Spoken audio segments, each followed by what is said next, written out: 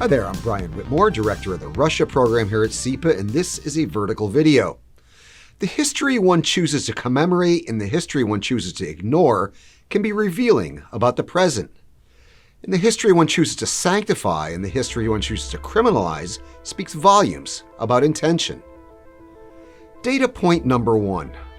A group of Russian State Duma deputies this week proposed legislation mandating a national minute of silence at 12:15 p.m. on June 22nd to mark what Moscow considers to be the start of World War II in 1941.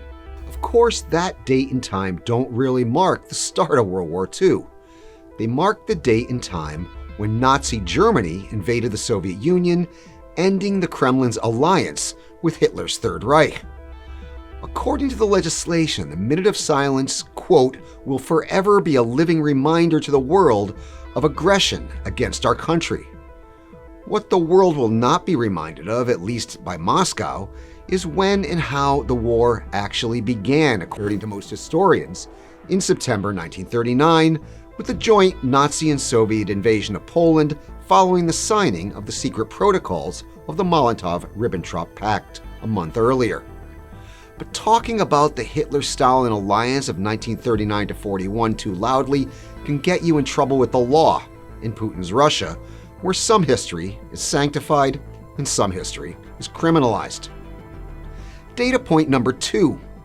Earlier this month, the Kremlin held a gala fireworks display in Moscow to mark the 75th anniversary of the so-called liberation of Vilnius in 1944.